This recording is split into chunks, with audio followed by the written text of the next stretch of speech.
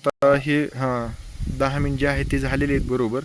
आणि आता हे फिल्ट्रेशनसाठी जे आहे ते लावणे. आता आपण हा नरसाव्यामध्ये फिल्टर टेप पेपर डायरेक्ट टाकलेला आहे. याची कोन वगैरे न करता यांना अशाच पद्धतीने व्यवस्थित आपल्याला फिल्ट्रेशन होऊ शकते.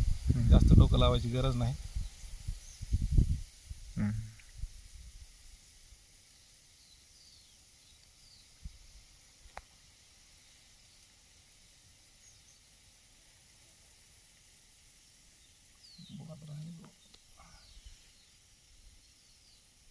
उन्हान चमकत नाही जास्त.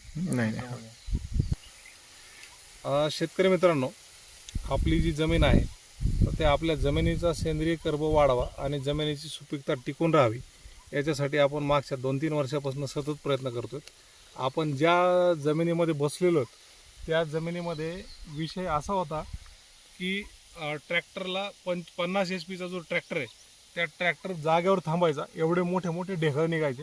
आपण सलग मागच्या 3 वर्षापासून ऊसाचं क्षेत्र होतं आणि ह्या ऊसाच्या क्षेत्रामध्ये दरवर्षी पाचट कुट्टी करायचो.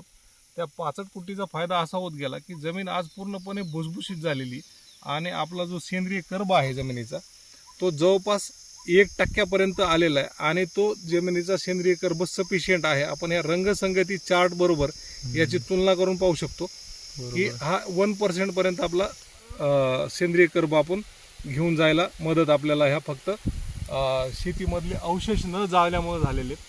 आणि